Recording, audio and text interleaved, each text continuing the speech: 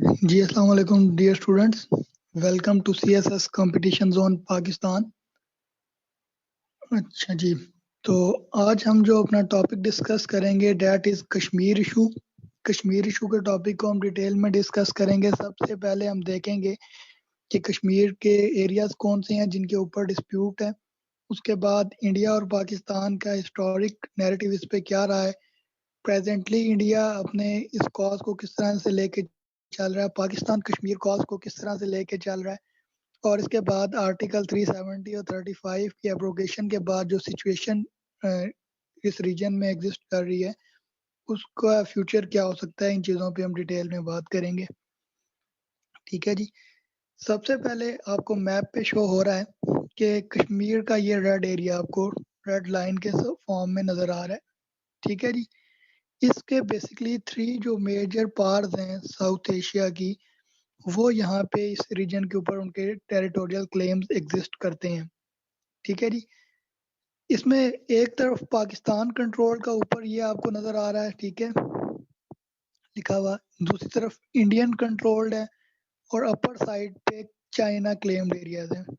ठीक है जी, इनको 3 रीजन्स में जो हमारा पाकिस्तान का क्लेम्ड एरिया है, जो पाकिस्तान के कंट्रोल में है अभी, वो ये वाला है। ठीक है जी, इसमें पाकिस्तान के पास जो एरिया है under control that is Gilgit Baltistan and Azad Jammu Kashmir. ठीक है जी, ये जो एक ब्रिक लाइन है और साथ ये पाकिस्तान के पास कंट्रोल में है। इसके जो अगर आप नॉर्दर्न साउथ में या ईस्ट नॉर्थ में देखें तो यहाँ पे आपको कश्मीर का जो जम्मू एंड कश्मीर है और लद्दाख ये रीजन, और ऊपर ब्लू लाइंस के साथ जो चाइना का क्लेम है स्काई चिन के एरियाज ये एग्जिस्ट करते हैं। ठीक है जी, तो ये 3 मेजर पावर्स जो हैं साउथ एशिया की और तीनों न्यूक्लियर पावर्स हैं, उनके इस रीजन में इस कश्मीर के एरिया के ऊपर अपने क्लेम्स हैं। उसको हम देखते हैं कि इसके रीजंस क्या बनते हैं और ये किस तरह से हिस्ट्री से आज तक चलते आ रहा है।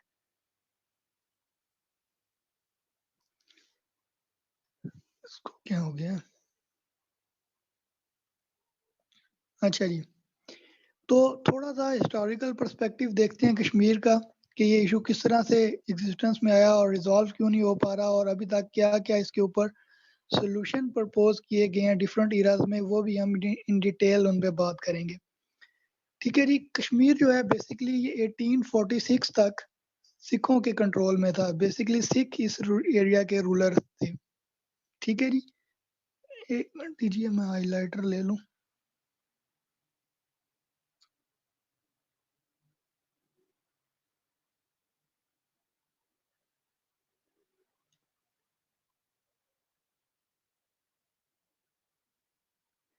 अच्छा जी, तो कश्मीर का जो रीजन है basically it was ruled by the Sikh rulers till 1846। ठीक है, 1846 के बाद ब्रिटिशर्स ने इसको ऑक्युपाई किया, और ब्रिटिशर्स के ऑक्युपाई करने के बाद इन्होंने क्या किया, ये सेल आउट किया टू महाराजा गुलाब सिंह। ठीक है जी, गुलाब सिंह को कश्मीर का जो डियर अपना कैम ऑफ कर लें। अच्छा, तो ये इन्होंने सेल आउट किया जी महाराजा गुलाब सिंह को कितने में, 7.5 मिलियन में, यानी कि 75 लाख में ये कश्मीर सेल आउट किया गया। और जी पूरा कश्मीर, आजकल तो 75 लाख में इस्लामाबाद में प्लॉट भी नहीं आता, लेकिन पूरा कश्मीर उस टाइम पे सेल आउट किया गया था 75। और जिस ट्रीटी के तहत ये सेल किया गया उस ट्रीटी को कहा जाता है ट्रीटी ऑफ अमृतसर। ठीक है, इसके बाद फिर जब गुलाब सिंह की हुकूमत यहाँ पे कायम होगी तो उसके बाद गुलाब सिंह की डायनेस्टी चलती है। ठीक है, ये डायनेस्टी को डोगरा डायनेस्टी के नाम से जाना जाता है। ठीक है जी, इस डायनेस्टी में बेसिकली 3 रूलर्स आए। ये अक्सा शेर काइंडली अपना कैम ऑफ कर लें।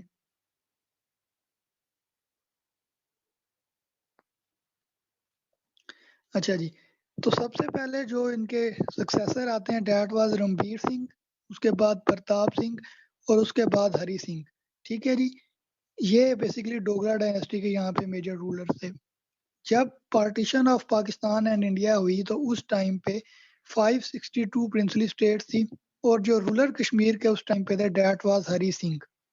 ठीक है, अब लास्ट लेक्चर में भी हमने बात की थी कि जो स्टेट्स थी उनके पास ऑप्शन थी कि either they can join Pakistan और इंडिया, और दो चीज़ों का उन्होंने ख्याल रखना था, एक पॉपुलेशन का और जियोग्राफी का। तो जो उनके डिसीजन लिए वो स्टेट्स अकॉर्डिंगली नेक्स्ट कर गई विद इंडिया और पाकिस्तान, लेकिन कुछ स्टेट्स जो थी हैदराबाद, जूनागढ़ और कश्मीर, इनके टाइमली डिसीजन नहीं हो चुका है। इसको हमने लास्ट लेक्चर में डिटेल से बात की थी, हम जस्ट आज कश्मीर की बात करेंगे। ठीक है, तो कश्मीर के रूलर जो थे जी हरी सिंह, ये चाहता था कि आज़ाद रहा जाए, क्योंकि इन्होंने तो ब्रिटिशर से कश्मीर जो है ये परचेज किया था। तो इसकी कोशिश थी कि मेरा जो ऑटोक्रेटिक रूल यहाँ पे चल रहा है वो उसी तरह से चलता रहे और मुझे कोई ना पूछने वाला हो। ठीक है, यानी कि मैं किसी स्टेट के अंडर ना हूँ। लेकिन जो पॉपुलेशन थी यहाँ पे that was majority of Muslim, जो कि 80% थी। तो इन लोगों का ये था कि हम किसी तरह से महाराजा से जो है इससे निजात हासिल कर लें। ठीक है, क्योंकि हरी सिंह जो था ये ऑटोक्रेटिक किस्म का रूलर था और काफी जालिम किस्म का था। तो इस वजह से ये लोग इसके रूल से आज़ादी चाह रहे थे। तो जी लोगों ने क्या किया, लोगों ने इसके अगेंस्ट रिवोल्ट शुरू कर दी। जब हरी सिंह को नजर आया कि सिचुएशन आउट ऑफ कंट्रोल जा रही है, तो उसने गवर्नमेंट ऑफ इंडिया को एक लेटर लिखा जिसको इंस्ट्रूमेंट ऑफ एक्सेशन का नाम दिया जाता है। ठीक है जी, इंस्ट्रूमेंट ऑफ एक्सेशन के तहत इसने इंडिया से हेल्प मांगी और कहा कि आप मेरी हेल्प करें तो I will become part of the India या इंडियन इंडियन स्टेट। तो अकॉर्डिंगली इंडियन फोर्सेस कश्मीर में इंटर होती हैं जी अक्टूबर 47 में, और उसके बाद जब ये फोर्सेस इंटर हो जाती हैं तो अकॉर्डिंगली पाकिस्तान की तरफ से भी रिस्पॉन्स आता है और दोनों कंट्रीज के दरमियान एक जंग स्टार्ट हो जाती है। ठीक है जी, उस वॉर के नतीजे में क्या होता है कि इंडिया इस मैटर को लेके चला जाता है यूनाइटेड नेशंस के पास। ठीक है जी, यूनाइटेड नेशंस के पास जब ये मसला लेके इंडिया गया तो यूनाइटेड नेशंस की तरफ से दोनों कंट्रीज को ऑर्डर दिया गया कि आप इसको सीज फायर करें, और ये सीज फायर डिक्लेयर होता है 1 जनवरी 1949 को। ठीक है, यानी कि जंग बंदी हो जाती है। तो इस तरह से जो कश्मीर का इशू है इसको इंटरनेशनल इशू किसने बनाया, इंडिया ने। ये हम बात करेंगे जब हम अभी अगले लेक्चर के लेटर पार्ट में कि इंडिया यूनाइटेड नेशंस की रेजोल्यूशंस को नहीं मान रहा। तो इसमें एक चीज जो आपने नोट करनी है वो ये है यहाँ पे कि यूनाइटेड नेशंस के पास इस इश्यू को लेके जाने वाला पाकिस्तान नहीं था, बेसिकली इट वाज इंडिया। ठीक है, लेकिन खुद ही अब वो अपनी यूनाइटेड नेशंस की इन बातों को, इन रेजोल्यूशंस को इंडिया मान नहीं रहा। अच्छा, इसके बाद जी अभी जो कश्मीर का रीजन है, अगर हम इसको डिवाइड करें तो यहाँ पे 4 मेजर पॉलिटिकल यूनिट्स हैं। ठीक है, नंबर 1 जो है जी लद्दाख, जम्मू एंड कश्मीर। तो ये बेसिकली जो रीजन है लद्दाख का और कश्मीर वैली का।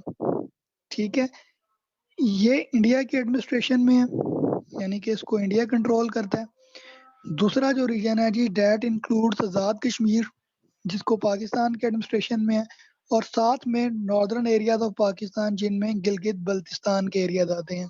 ठीक है, समटाइम्स कुछ स्कॉलर जो हैं वो आज़ाद कश्मीर और नॉर्दर्न एरियाज को एक ही पॉलिटिकल यूनिट के तौर पे डिस्कस कर रहे होते हैं, लेकिन काफ़ी सारे लोग इनको एक सेपरेट एंटिटी के तौर पे ले रहे होते हैं, but both are under the control of Pakistan.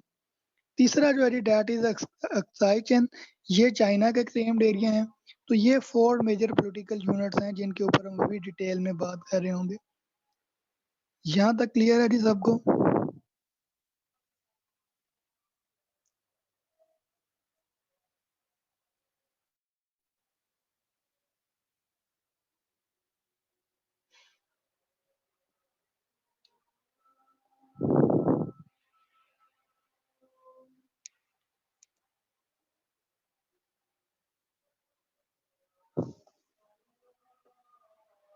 ठीक है जी,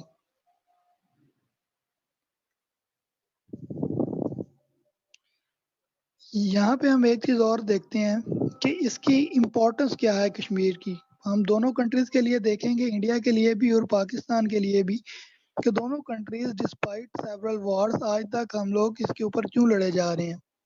ठीक है जी, सबसे पहले हम देखेंगे इम्पोर्टेंस फॉर इंडिया। पहली जो मेन रीज़न है जी that is the water. Water को हमने अपने हाइड्रोपॉलिटिक्स के टॉपिक में डिटेल से डिस्कस किया था कि वाटर की क्या इंपॉर्टेंस है दो पाकिस्तान के लिए और इंडिया के लिए भी। तो अकॉर्डिंगली इंडिया चाहता है कि क्योंकि जो इतने भी हमारे पाकिस्तान के मेजर रिवर्स हैं उनकी ट्रिब्यूटरीज यानी कि आप आसान लफ्ज़ों में ये कह लें कि जो शाखें हैं हमारे दरियाओं की वो बेसिकली कश्मीर से निकल के आती हैं, या आसान लफ्ज़ों में कहें तो हमारे दरिया जो हैं ये कश्मीर से निकल के आते हैं। ठीक है, तो अगर इंडिया का कश्मीर के ऊपर से कंट्रोल ख़त्म हो जाता है तो वो जो हमारे पानियों को मैनिपुलेट कर रहा है ये सारी मैनिपुलेशन उसकी ख़त्म हो जाएगी। ठीक है, तो इस वजह से इंडिया कश्मीर को आज़ादी नहीं देना चाहता। दूसरी चीज़ ये है कि पाकिस्तान और चाइना के दरमियान जो लैंड रूट है, जो अभी हम सी पैक के थ्रू फर्दर उसको स्ट्रेंथन अप कर रहे हैं, वो भी डिस्प्यूटेड एरिया यानी कि जो गिलगित-बल्तिस्तान के एरियाज़ हैं, वहाँ से गुज़रता है। ठीक है, तो इंडिया की ये कोशिश है कि कश्मीर को डिस्प्यूटेड ही रखा जाए और उसके ऊपर इनफैक्ट जो आज़ाद कश्मीर वाले एरियाज़ हैं हमारे और जीबी के, इंडिया उसको भी क्लेम करता है कि ये जो सी पैक का रूट है ये यहाँ से नहीं गुजरना चाहिए because it's a disputed territory. ठीक है, तो यहाँ पे आपने एक चीज़ जो गौर करनी है वो ये है कि इंडिया अपनी बार तो इन रिवर्स पे जो रिवर्स हमारे हैं उसमें डैम्स बना रहा है और कश्मीर में बाकी एक्टिविटीज़ कर रहा है। ठीक है, और वहाँ पे उसको डिस्प्यूटेड इस रीजन का ख़्याल नहीं आता, लेकिन जब पाकिस्तान ने डेवलपमेंट स्टार्ट की है तो उनको याद आ जाता है कि ये डिस्प्यूटेड एरियाज़ हैं। ठीक है जी। अगली चीज़ जो है जी वो ये है कि वो हमारे एग्रीकल्चर को डिस्ट्रॉय करना चाहते हैं। एग्रीकल्चर पाकिस्तान के लिए क्यों इम्पोर्टेंट है हम आगे देखते हैं। तो एग्रीकल्चर किस तरह से जी हमारा डिस्ट्रॉय हो सकता है कश्मीर की वजह से, या कश्मीर अगर इंडिया के कब्ज़े में चला जाता है, तो उससे ये होता है कि पाकिस्तान के जो रिवर्स के ओरिजिन है वो वहाँ से है, तो इंडिया उन डैम्स के थ्रू जो उन्होंने कंस्ट्रक्ट किए हैं हमारे रिवर्स पे, उनके थ्रू वो पानी को मैनिपुलेट करेंगे, कभी पानी बिल्कुल रोक देंगे जिसकी वजह से हमारी क्रॉप्स ग्रो अप नहीं कर सकेंगी और कभी वो एक एक्सेसिव अमाउंट में पानी छोड़ेंगे ताकि हमारी जो खड़ी तैयार फसलें होंगी वो तबाह की जा सकें। ठीक है जी। और उसके अलावा जो अगला चीज़ है वो ये है कि इंडिया चाहता है कि अपनी टेरिटरीज़ को एक्सटेंड करा जा सके या एक्सपेंड किया जाए। तो ये कुछ इम्पोर्टेंस है इंडिया के लिए या कुछ एम्स हैं इंडिया के जिसकी वजह से वो कश्मीर को आज़ादी नहीं देना चाहता। ठीक है जी। अब हम देखते हैं इम्पोर्टेंस फॉर पाकिस्तान। यहाँ तक क्लियर है सबको?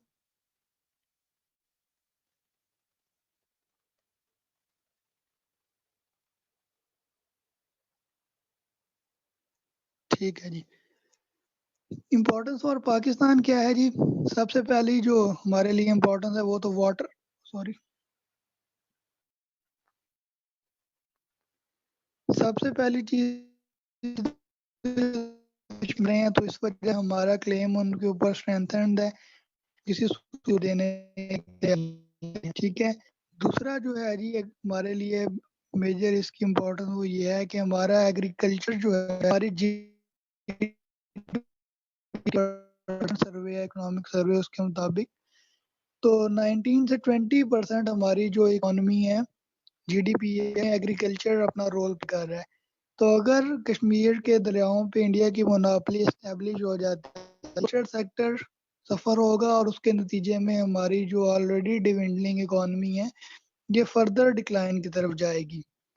उसके अलावा एग्रीकल्चर के साथ 43% एम्प्लॉयमेंट एसोसिएटेड है डायरेक्टली या इनडायरेक्टली, तो उन लोगों के ऊपर भी इम्पैक्ट आएगा यानी कि वो लोग गुर्बत की तरफ जाएँगे।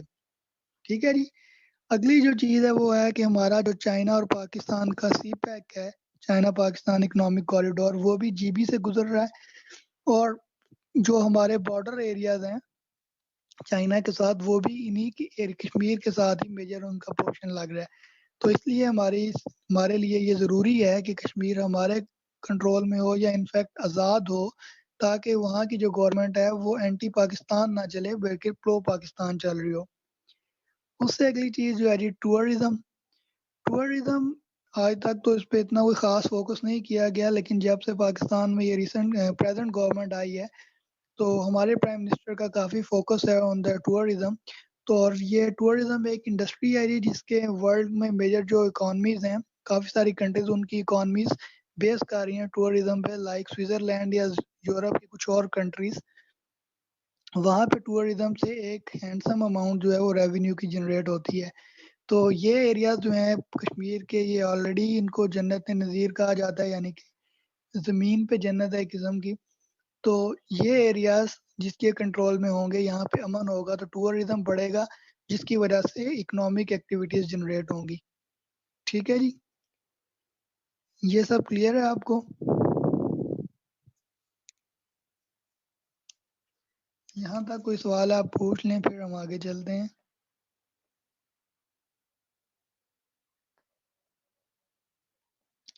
जी, गिलानी टॉपिक जो हम डिस्कस कर रहे हैं आज, दिस इज़ कश्मीर इश्यू। अगर आप लेट हो गए हैं तो कोई इश्यू नहीं, लेक्चर एफबी के ग्रुप में अवेलेबल होगा।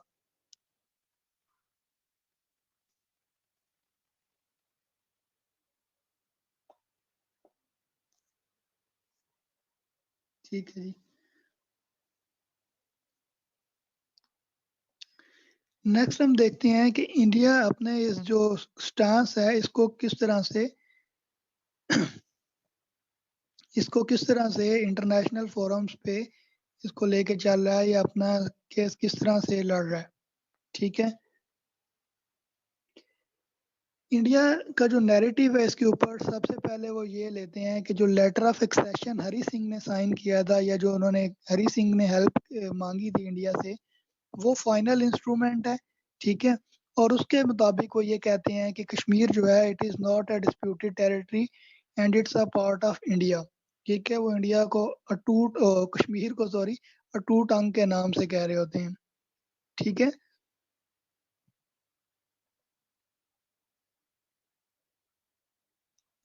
जी, निम्रा कमाल, आप इन चीज़ों से बारे में एडमन के नंबर पे कॉन्टैक्ट करें, वो आपको हेल्प आउट करेंगे।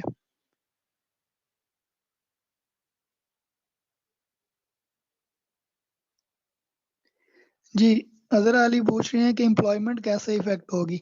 जी, जब हमारे एग्रीकल्चरल सेक्टर को वाटर की सप्लाई नहीं मिल रही होगी, तो अल्टीमेटली क्या होगा कि हमारी जो एग्रीकल्चरल आउटपुट है वो कम हो जाएगी, ठीक है? यानी कि फसलें नहीं ग्रो अप कर रही होंगी। जब फॉर एग्ज़ाम्पल मैं एक एग्ज़ाम्पल के तौर पे आपको कहता हूँ कि कॉटन हमारी एक मेजर इंडस्ट्री है, ठीक है? या टेक्सटाइल इंडस्ट्री जिसको आप कहते हैं, या शुगर इंडस्ट्री। तो जब आपको पानी की सप्लाई नहीं मिल रही होगी, तो आपकी शुगर केन की और जो कॉटन की क्रॉप्स हैं, वो आपको रिक्वायर्ड आउटपुट नहीं दे रही होंगी। तो अल्टीमेटली क्या होगा कि आपकी जो फैक्ट्रीज़ हैं, वहाँ पे एक तो रॉ मटेरियल कम पहुँचेगा, ठीक है? अब उनके पास क्या ऑप्शन होगी कि वो या तो बाहर से इम्पोर्ट करें रॉ मटेरियल, ठीक है? या फिर वो उसको अपने कारखाने को बंद कर दें। क्योंकि बाहर से इम्पोर्ट करेंगे तो कॉस्ट ऑफ प्रोडक्शन इंक्रीज़ हो जाएगी और उनको उतना बेनिफिट नहीं रहेगा। और जब कारखाने बंद होंगे तो अल्टीमेटली क्या होगा, आपके मुल्क में अनएम्प्लॉयमेंट जो है वो बढ़ेगी। ठीक है जी? और इस तरह से जो लोग हमारे एग्रीकल्चरल सेक्टर से ऑलरेडी रिलेटेड हैं, यानी कि जो फार्मर्स हैं, जब उनको भी पानी नहीं मिल रहा होगा तो फसलें कैसे ग्रो करेंगे? तो एक किस्म के वो भी सेल्फ एम्प्लॉयड लोग जो हैं, इवन वो भी अनएम्प्लॉयड की कैटेगरी में फ़ॉल करना शुरू हो जाएँगे।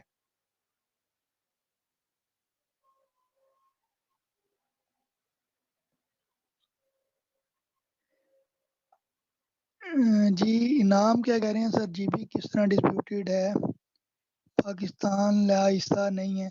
जी नहीं, जीबी भी कश्मीर का ही रीजन है।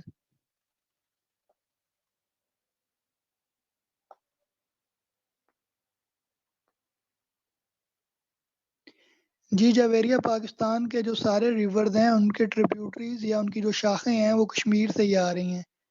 काबुल रिवर जो है, ये अफ़गानिस्तान साइड से ओरिजिनेट कर रहा है, बाकी जो हैं वो कश्मीर साइड से आ रहे हैं।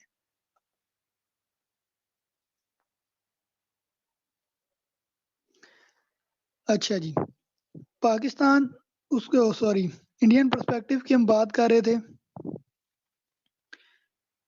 जी, जीबी को प्रोविंस बनाने से क्या इश्यू होगा, ये हम अनवर एंड पे डिस्कस करते हैं, जब हम आर्टिकल 370 और 35 की एब्रोगेशन को डिस्कस करेंगे। अच्छा, उसके बाद जी इंडिया की तरफ से स्टांस ये आता है कि पाकिस्तान ने जो टेरिटरीज़ कैप्चर की हुई हैं, वो इल्लीगल हैं। इनफैक्ट वो कहते हैं जी कि पाकिस्तान जो है ये गलत तरीके से कश्मीर के ऊपर कब्जा करके बैठा है और पाकिस्तान को ये टेरिटरीज जो है ये रिलिंक्विश करनी चाहिए। ठीक है, तो अगली जो उनको जब बात आती है इंटरनेशनल कम्युनिटी की तरफ से या पाकिस्तान जब ये स्टैंड लेता है कि जो यूनाइटेड नेशन की रेजोल्यूशंस हैं जो कि दी गई थी जब सीज फायर डिक्लेयर किया गया था 49 में, तो उस टाइम पे रेजोल्यूशन जो यूएन की तरफ से दी गई थी उन पे अमल किया जाना चाहिए। उसके बाद भी अभी तक 12 रेजोल्यूशन इस पे आ चुकी हैं। तो पाकिस्तान की तरफ से नैरेटिव ये आता है कि इन रेजोल्यूशंस के ऊपर अमल किया जाना चाहिए। तो इंडिया कहता है जी कि ये रेजोल्यूशंस पे हम इसलिए अमल नहीं करेंगे क्योंकि पाकिस्तान ने इसके लिए जो प्री कंडीशंस थी वो फुलफिल नहीं की। ठीक है, और जो मेजर प्री कंडीशन वो अपनी बेस बना रहे हैं वो ये कहते हैं कि यूएन की रेजोल्यूशंस में एक चीज ये शामिल थी कि इस रीजन में, कश्मीर के रीजन में प्लेबिसाइड करवाया जाएगा। ठीक है, प्लेबिसाइड या रेफरेंडम आप जिसे कह लेते हैं, वो करवाया जाएगा और उसके लिए प्री रेक्विजिट ये थी कि इस एरिया को डीमिलिटरलाइज किया जाए। ठीक है, यानी कि यहाँ पे जो आर्मीज हैं वो निकाली जाए और उसके बाद मुनसिफाना तौर पे कश्मीरियों को हक राय दही दिया जाए और फिर वो अकॉर्डिंगली डिसाइड करें कि उन्होंने पाकिस्तान का पार्ट बनना है, इंडिया का बनना है या इंडिपेंडेंट रहना है, जो भी उनकी विश होगी। ठीक है जी, तो इंडिया कहता है कि ये यूएन की रेजोल्यूशन जो है हम इसलिए इसको एक्सरसाइज नहीं कर सकते कि पाकिस्तान ने यहाँ पे आर्मी इंटर की हुई है। ठीक है जी, और अपने इस जो नेफेरियस इनके एम्स हैं इनको ये किस तरह से लेके चलते हैं, इसको इंटरनेशनल लेवल पे और नेशनल लेवल पे बेसिकली इंडिया ने 3 लेवल पॉलिसी अडॉप्ट की हुई है। ठीक है, 3 लेवल पॉलिसी पे उन्होंने क्या किया हुआ है, लोकल लेवल पे हम देखते हैं, यानी कि लोकल लेवल पे क्या कर रहे हैं, अपने जो कश्मीर के लोग हैं, ठीक है, उनको क्रश कर रहे हैं बाय फोर्स। ठीक है, यानी कि उनको बाय फोर्स जुल्म सितम के थ्रू दबा रहे हैं कि वो उनमें जो इंडिपेंडेंस की मूवमेंट है वो दम तोड़ जाए। ठीक है, बायलैटरल लेवल पे वो क्या बात कर करते हैं, बायलैटरल लेवल पे वो कहते हैं जी जब यानी कि पाकिस्तान और इंडिया की बात हो रही होती है तो कहते हैं जी कि हम सारी चीज़ों पे बात करने के लिए तैयार हैं लेकिन कश्मीर के इशू पे बात नहीं करनी। ठीक है, या कश्मीर के स्टेटस को चेंज करने पे हम बात नहीं करना चाहते, बाकी जो मसाइल हैं उन पे हम बात कर लेंगे। इंटरनेशनल लेवल पे जब वो जाते हैं तो वहाँ पे वो टोटली एक यू टर्न लेते हैं और वहाँ पे उनका स्टैंस क्या होता है, वो कहते हैं जी कि पाकिस्तान जो है ये एक टेररिस्ट स्टेट है और कश्मीर में जितनी भी लॉ एंड ऑर्डर सिचुएशन खराब है, जो भी कुछ चल रहा है, वो सब पाकिस्तान करवा रहा है। ठीक है, तो ये इनकी 3 लेवल पॉलिसी है जिसको ये लेके चल रहे हैं। और जब पाकिस्तान इंटरनेशनल कम्युनिटी में ये शो कर रहा होता है कि इंडिया में डिफरेंट अट्रॉसिटीज इंडिया जो है वो एक्सरसाइज कर रही है, तो उनकी तरफ से ये नैरेटिव आता है जी कि ये हम लोग नहीं कर रहे, ये पाकिस्तान की तरफ से टेररिस्ट जो हैं उन्होंने इसका लॉ एंड ऑर्डर सिचुएशन खराब की हुई है। ठीक है जी,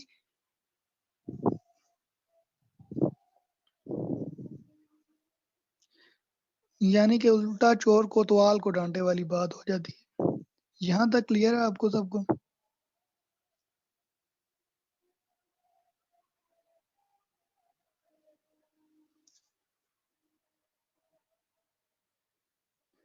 जी जस्ट मुझे एक सेकंड दीजिए, मैं एफबी वाले स्टूडेंट्स का भी देख लूं।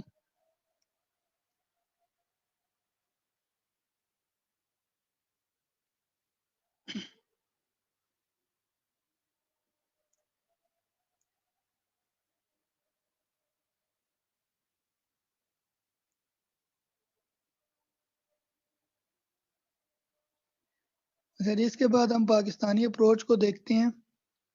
जस्ट एक सेकंड दे दें।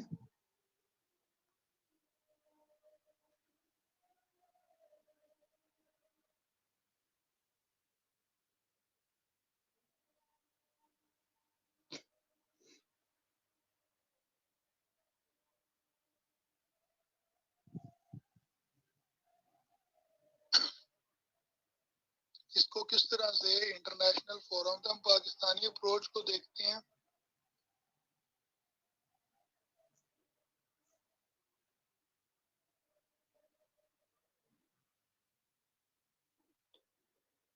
अच्छा जी, तो पाकिस्तान की तरफ से क्या अप्रोच है? पाकिस्तान बेसिकली सबसे पहला जो हमारा नैरेटिव होता है, हम ये कहते हैं कि कश्मीर एक डिस्प्यूटेड टेरिटरी है और इंडिया ने इसको बाय फोर्स एनेक्स किया हुआ है without the consent of people. ठीक है, लोगों की ख्वाहिशात के अगेंस्ट इंडिया ने इसको बाय फोर्स एनेक्स किया हुआ है और इंटरनेशनल लॉ के मुताबिक किसी भी जो स्टेट है या कोई भी एरिया है उसके by the consent of people rule किया है, कंसेंट ऑफ द पीपल उसको रूल किया जाता है, ना कि बाय फोर्स। ठीक है जी। तो पाकिस्तान ये स्टैंस लेता है कि इंडिया को ये टेरिटरीज जो हैं इन लोगों को हक राय दही देना चाहिए ताकि ये लोग डिसाइड कर सकें कि इन्होंने अपना फ्यूचर, या ये सिंपली ये कह सकें कि अपना फ्यूचर खुद डिसाइड कर सकें। ठीक है जी।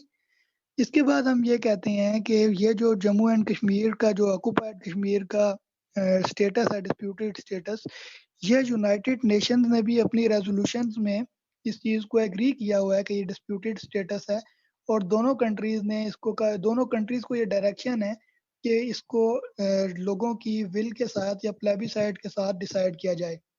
ठीक है। तो पाकिस्तान ये कहते हैं कि जो प्लेबिसाइड यूएन ने रिकमेंड किया था उसको जो है इंश्योर किया जाए ताकि लोग अपने फ्यूचर को खुद डिसाइड कर सकें।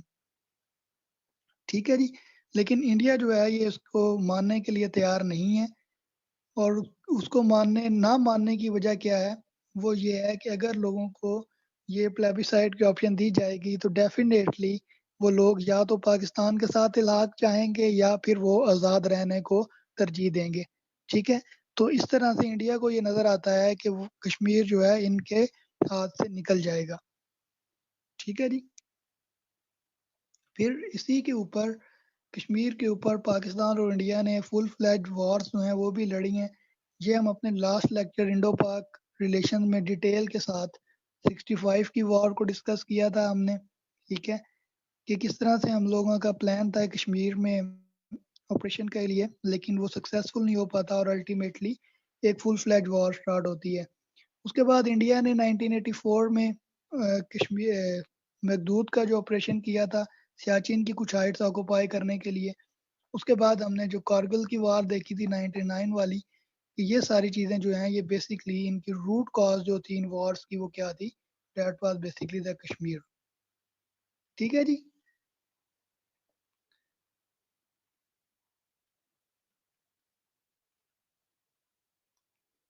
जी, यूनाइटेड नेशंस की जो रेज़ोल्यूशन है सबील वो यही कहती हैं कि इस एरिया को डीमिलिटराइज़ किया जाएगा, आर्मीज़ यहाँ से विथड्रॉ की जाएँगी और लोगों को फिर एक प्लेबिसाइड दिया जाएगा और उसके जो डिसीजन होगा वो दोनों कंट्रीज़ मानेंगी।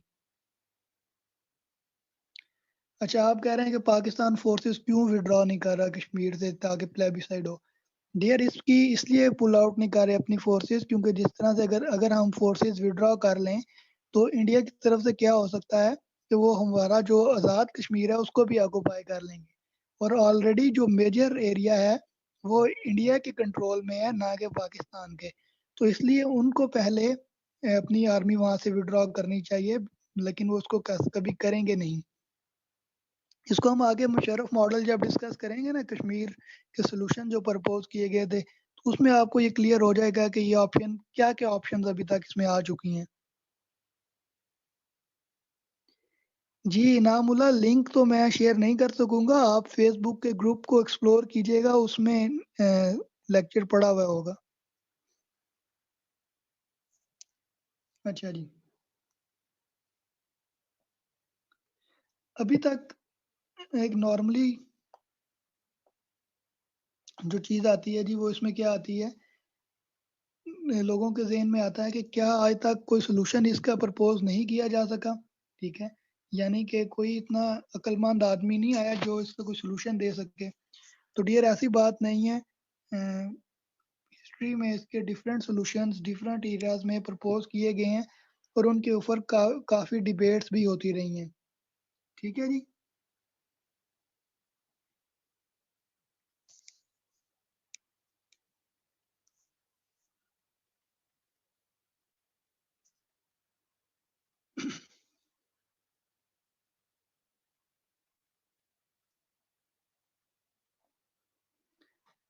हाँ जी, इसके अलावा हमने लास्ट लेक्चर में शिमला एग्रीमेंट को डिस्कस किया था और इंडिया की तरफ से कश्मीर के ऊपर जब भी हम बात करने की बायलैटरली बात कर रहे होते हैं या हम इसको कह रहे होते हैं कि हम इसको इंटरनेशनल कम्युनिटी इसमें रोल प्ले करे, तो इंडिया उसमें शिमला एग्रीमेंट को बेस बना रहा होता है कि बायलैटरली इसको रिजॉल्व करना चाहिए।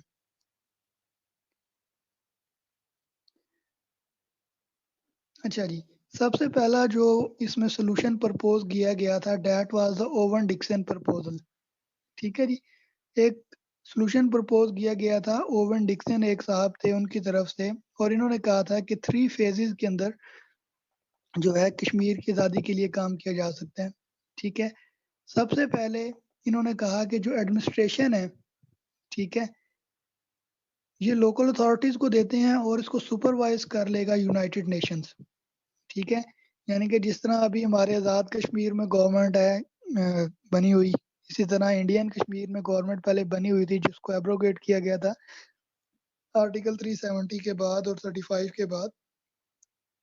तो इसमें क्या था जी, उन्होंने कहा था कि गवर्नमेंट जो है ये लोकल अथॉरिटीज को एडमिनिस्ट्रेशन दी जाएगी और उसको सुपरवाइज कौन करेगा, यूनाइटेड नेशंस। ठीक है, जब ये एडमिनिस्ट्रेशन यूएन सुपरवाइज कर रही होगी तो उसके बाद दोनों कंट्रीज यानी कि इंडिया और पाकिस्तान इस एरिया को डीमिलिटराइज कर लें, यानी कि अपनी आर्मीज विदड्रॉ कर लें, और उसके बाद फिर क्या हो कि प्लेबिसाइड करवा लें और जो भी रिजल्ट आए उसके अकॉर्डिंगली प्रोसीड करें। ठीक है जी। जी, मदन लाल, ये हम अभी यही चीज डिस्कस कर रहे हैं कि डीमिलिटराइज नहीं करेंगे तो किस तरह से बात होगी। अच्छा, तो ये सॉल्यूशन दिया गया जी, ओवन डिक्सन की तरफ से ये प्रपोजल दी गई, पाकिस्तान ने इसको कहा कि ठीक है, अच्छी बात है, हम इस पे एग्री करते हैं। कश्मीर के जो लोग थे वो भी इसको एग्री करने के लिए राजी थे, इस पे एग्रीड थे इस सॉल्यूशन पे। यार थोड़ा हौसला करें, सब हिल बात कर रहे हैं कि फेल हुआ या नहीं। अच्छा, तो इंडिया की तरफ से इसको जो है एक्सेप्ट नहीं किया गया। इंडिया को ये रियलाइज हो चुका था कि अगर ये हमने इसको ओवन डिक्सन की प्रपोजल्स को मान लिया तो क्या होगा कि कश्मीरी जो हैं ये आज़ाद हो जाएंगे, ये कश्मीर आज़ाद हो जाएगा। ठीक है, तो इस वजह से उन्होंने कहा जी कि हमें ये सोल्यूशन एक्सेप्टेबल नहीं है। ठीक है जी, सबील क्लियर हुआ कि क्यों फेल हो गया।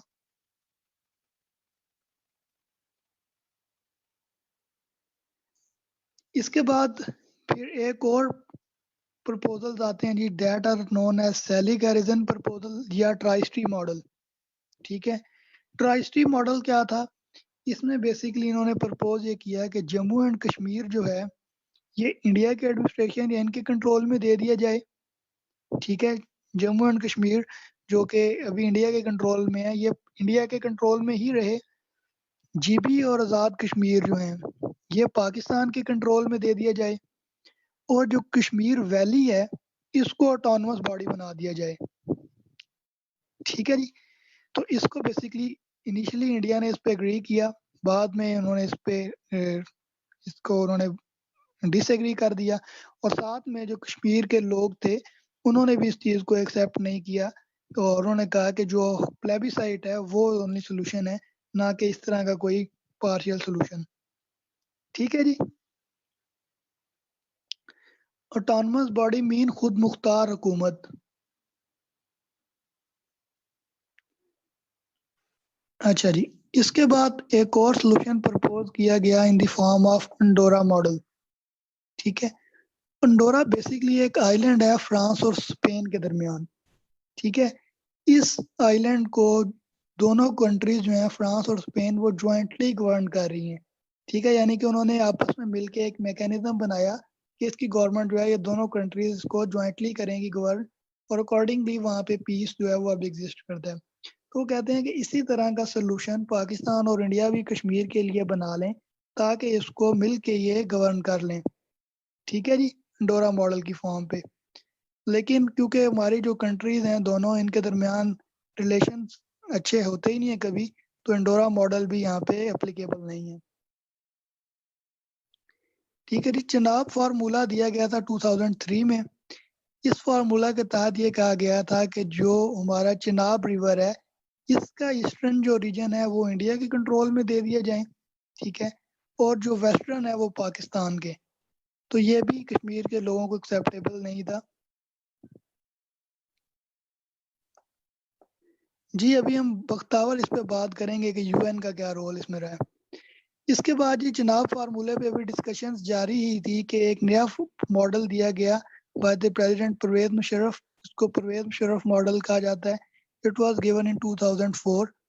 इसमें बेसिकली 4 पॉइंट सोल्यूशन जो थे ये दिए गए थे। ठीक है जी।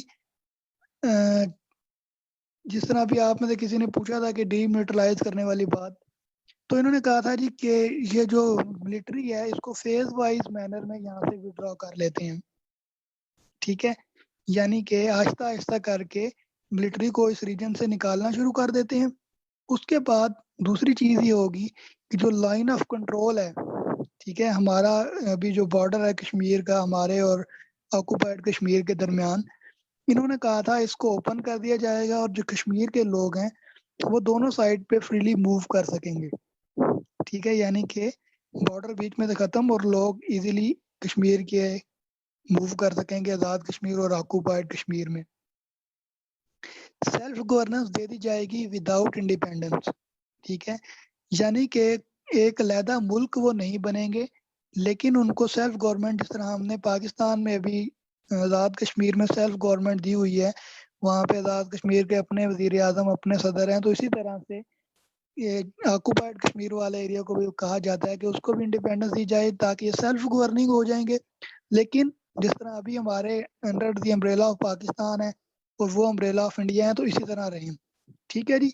और उसके बाद साथ में जो लास्ट सोल्यूशन था वो ये था कि ज्वाइंट सुपरविजन मैकेनिज्म बना लिया जाएगा इंडिया पाकिस्तान और जो कश्मीर की ये सेल्फ गवर्निंग जो बॉडी होगी इनके दरमियान।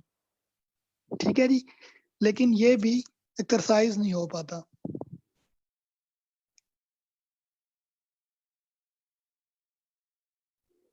ठीक है जी, तो ये कुछ सोल्यूशन थे जो डिफरेंट इराज में प्रपोज किए गए, लेकिन डिफरेंट कॉजेज की वजह से ये एप्लीकेबल नहीं हुए या इन पे अमल नहीं हो सका।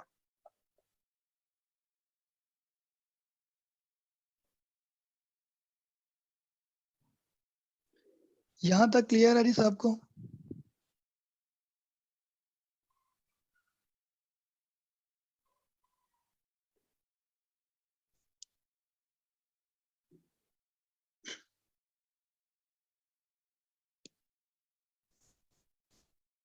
बख्तावर कह रही हैं सर इंडिया कॉन्टिन्यूसली यूएन को देने का कह रहा है और यूएन फेल हो गया है कंट्री के डिस्प्यूट को रिजॉल्व करने में।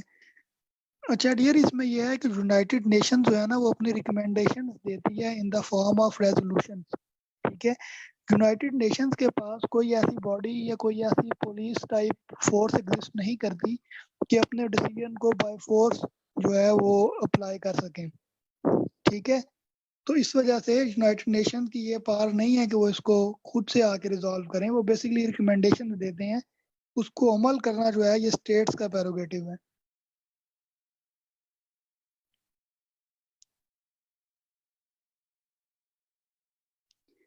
International law dear, international law में भी ये है कि इंटरनेशनल लॉ के ऊपर डिफरेंट थ्योरीज एग्जिस्ट करती हैं। वो आज जो लोग आप में साई लॉ पढ़ेंगे वो देखेंगे। इंटरनेशनल लॉ में अगर आप कोई भी केस इंटरनेशनल बॉडीज के पास लेके जाते हैं, लाइक यूनाइटेड नेशंस के पास या इंटरनेशनल कोर्ट ऑफ जस्टिस के पास, तो उसमें क्या होता है कि दोनों जो स्टेट्स यानी कि दोनों दो पार्टीज होती हैं उनका कंसेंट जरूरी होता है। ठीक है, सबसे पहले वो कंसेंट देंगे तभी उस वो बॉडी, यानी कि लेट्स सपोज मैं कहता हूँ कि पाकिस्तान अगर एक इशू लेके जाना चाहता है आईसीजे के पास, इंटरनेशनल कोर्ट ऑफ जस्टिस के पास अगेंस्ट इंडिया, तो इंडिया की तरफ से भी उसमें कंसेंट होना चाहिए कि वो उस इशू को आईसीजे के पास प्लीड करेंगे या वहां पे वो अपने इस इशू को सॉल्व करना चाहते हैं। ठीक है, यूनिलैटरली आईसीजे उसको डिसाइड नहीं कर रहा होता।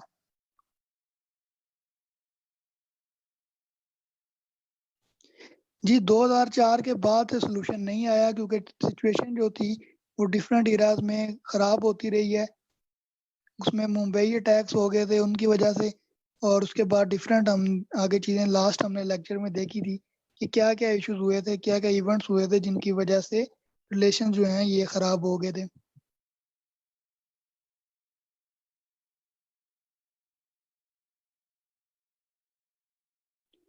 जी मदन लाल, मैं क्या समझता हूँ कि ये इशू कैसे रिजॉल्व होगा। डियर, ये इशू पॉलिटिकल नेचर का इशू है। दोनों कंट्रीज की जब लीडरशिप इसको डिसाइड करना चाहेगी, और साथ में अभी रिसेंट अपकमिंग फ्यूचर में तो नज़र नहीं आ रहा, नियर फ्यूचर में तो नज़र नहीं आ रहा कि ये रिजॉल्व हो, क्योंकि इंडियन गवर्नमेंट जो है वो इसको किसी सूरत में रिजॉल्व करने की पोजीशन में नहीं लग रही। लेकिन जब उनको ये रियलाइज हो जाएगा कि इसमें बेनिफिट कम है और नुकसानात ज़्यादा हो रहा है, लाइक दोनों कंट्रीज 3 बार जंग लड़ चुके हैं, उसके बाद हमारी जो इकोनॉमिक सिचुएशन है वो भी डिफेंस के ऊपर एक्सपेंडिचर्स काफ़ी ज़्यादा होते हैं, तो दोनों कंट्रीज ये रियलाइज करेंगे कि उनको अमन के साथ रहना है, और अमन के लिए जो मेजर चीज़ है वो यही है कि कश्मीर का इशू रिजॉल्व हो जाए। ठीक है, तो अल्टीमेटली मेच्योरिटी लेवल पे आएंगे। आप अगर वर्ल्ड हिस्ट्री पढ़ें तो डिफरेंट कंट्रीज के दरमियान जो टेरिटोरियल डिस्प्यूट्स थे वो एग्जिस्ट करते थे, लेकिन with the passage of time चीज़ें इंप्रूव होती हैं, और फ्यूचर में भी इंशाल्लाह कभी ना कभी तो मोदी साहब की जगह कोई अक्लमंद आदमी आएगा।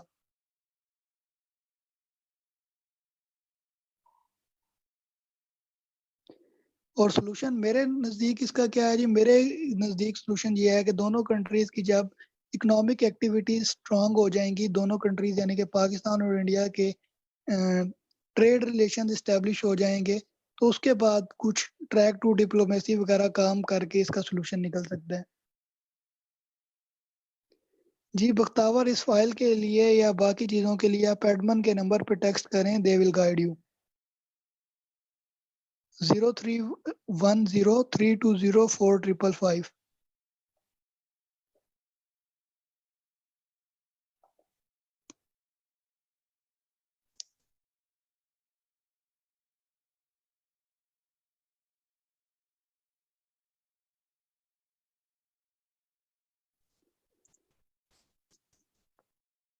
जी आप क्या कह रहे हैं सर?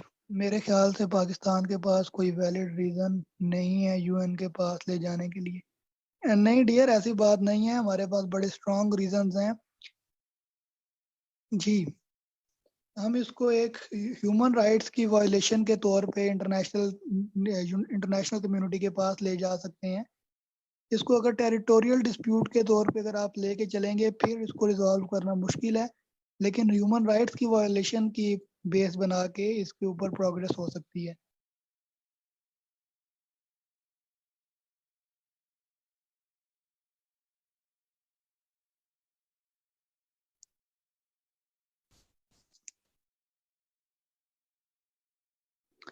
अच्छा जी, इसके बाद अगली चीज़ जो है जी वो ये है कि आर्टिकल 370 और 35 ए जो था, ये इंडिया ने यूनिलैटरली इसको एब्रोगेट किया। इसको हम देखते हैं, पहले देखते हैं कि आर्टिकल है क्या थे और इनकी एब्रोगेशन से क्या फ़र्क पड़ता है। ठीक है जी, बेसिकली इंडियन कॉन्स्टिट्यूशन के 2 आर्टिकल्स थे जो कि कश्मीर को एक स्पेशल स्टेटस देते हैं। ठीक है जी, एक आर्टिकल 370 था। ठीक है, ये इसको ऑटोनमस स्टेटस देता था, और ये इसमें से एक चीज ये कही जाती है इस आर्टिकल के तहत कि जो कि कश्मीर का अफेयर्स हैं, ठीक है, स्टेट के affairs except defence, foreign affairs, finance and communication, ठीक है, इनके अलावा अगर कोई भी लेजिस्लेशन करनी है तो उसके लिए क्या रिक्वायर्ड है जी, उसके लिए ये रिक्वायर्ड है कि आप जो कश्मीर की गवर्नमेंट होगी, यानी कि जो सी गवर्नमेंट वहाँ पे बनी हुई होगी, उसकी विल या उसकी कंसेंट जो है वो मैंडेटरी है। ठीक है जी, तो उसके विदाउट अगर आप करेंगे तो ये अनलॉफुल है। ये उनका अपना कॉन्स्टिट्यूशन का एक आर्टिकल था, वो उनको मना करता था। ठीक है, और बाकी जो गवर्नमेंट ऑफ इंडिया के कानून हैं, जो उनका लॉज हैं, वो अप्लाई नहीं होंगे ऑन द कश्मीर। ठीक है, अनटिल अनलेस के वहाँ की जो लीडरशिप है वो उसको एक्सेप्ट करे। ये स्टेटस देता है आर्टिकल 370। अब इसको एप्लीकेट करने से क्या फायदा होता है इंडिया को, या जो उनका एम है वो ये है कि वो ये चाहते हैं कि जो बाकी उनके स्टेट के लॉ हैं वो भी इस रीजन के ऊपर अप्लाई किए जा सकें। जी इमरान मलिक, काइंडली अपना कैम ऑफ कर लें। अच्छा, ठीक है जी, एक ये आर्टिकल था और दूसरा आर्टिकल जो है वो 335A है। ठीक है, ये बेसिकली ये कहता है कि जो इंडिया के लोग हैं वो कश्मीर के अंदर लैंड प्रॉपर्टी परचेज नहीं कर सकते। ठीक है जी, यानी कि जो नॉन कश्मीरीज हैं वो यहाँ पे प्रॉपर्टी परचेज नहीं कर सकते। लेकिन अब इसकी एब्रोगेशन के बाद जो बाकी के इंडियंस हैं उनको ये राइट मिल गया है कि वो भी यहाँ पे प्रॉपर्टी परचेज कर सकें। इन दोनों के पीछे मकसद क्या है या इंडिया इनसे क्या चाह रहा है? बेसिकली एक मकसद सबसे पहला ये है कि जो यूएन की तरफ से पाकिस्तान का स्टांस आता है, सॉरी मैं इसको रिफ्रेज करता हूँ अपने सेंटेंस को, पाकिस्तान का जो स्टांस होता है कि यूएन की रेजोल्यूशंस के मुताबिक प्लेबिसाइड करवाया जाए, तो इंडिया को अभी पता है कि कश्मीर में मुस्लिम्स की मेजॉरिटी है। ठीक है, और वो अगर वोट करेंगे तो डेफिनेटली दे विल इधर वोट फॉर पाकिस्तान और फॉर देयर ओन इंडिपेंडेंस। तो इससे इंडिया को कोई फायदा नहीं होना, इनफैक्ट लॉस होना है। तो अभी उनका एम ये है कि वो बाकी इंडिया से हिंदुओं को और बाकी जो उनके लोग हैं उनको ला के कश्मीर में सेटल डाउन किया जाए, ताकि अगर कभी फ्यूचर में उन्हें प्लेबिसाइड करवाना भी पड़े तो वो लोग मेजॉरिटी में निकलें। ठीक है, ये एक उनका एम है कि मिनॉरिटी को मेजॉरिटी में चेंज करने के लिए। ठीक है जी, उसके बाद जो डिफरेंट एक्ट्स हैं गवर्नमेंट ऑफ इंडिया के वो भी उनको एक्सरसाइज करना चाहता है कश्मीर के ऊपर, ताकि ये जो एक स्पेशल स्टेटस था ये ख़त्म हो सके और ताकि उन लोगों को भी ये रियलाइज हो जाए कि वो अपनी इंडिपेंडेंस के लिए फर्दर जो है वो कोशिश ना करें। असल में इसका मकसद यही है कि जो फ्रीडम मूवमेंट चल रही है उसको सप्रेस करना। ठीक है जी, तो ये कुछ चीज़ें हैं। जब ये एब्रोगेट किए गए दोनों आर्टिकल्स उनके कॉन्स्टिट्यूशन से, तो पाकिस्तान ने उसके ऊपर काफ़ी हू एंड ट्राई की। इनफैक्ट जो महबूबा मुफ्ती साहब और वहाँ की बाकी लीडरशिप थी जो कि पहले इंडियन स्टेट के साथ यानी कि इंडियन स्टेट को मैं क्यों कहूँ, बल्कि गवर्नमेंट ऑफ इंडिया के साथ एग्रीड थे कि ठीक है जी कश्मीर उन्हीं का पार्ट है, तो वहाँ पे इलेक्शन वगैरह वो लड़ते थे, अपनी गवर्नमेंट इस्टेब्लिश करते थे। उन्होंने भी इस चीज़ के अगेंस्ट हो गए कि ये जो इंडिया की तरफ से मूव है ये कोई अच्छी चीज़ नहीं है, और अल्टीमेटली उनको भी काफ़ी सारे लीडर्स को हाउस अरेस्ट किया गया और बाकी को जेल में। ठीक है जी,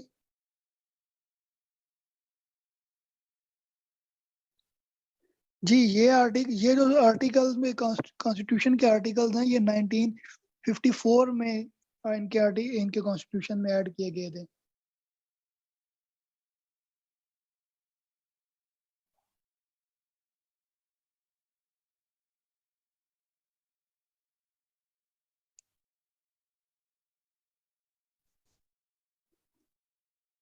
तो डियर इसके बाद जी फिर पाकिस्तान के पास, अभी आप में से किसी ने पूछा था कि पॉलिसी ऑप्शंस क्या हैं।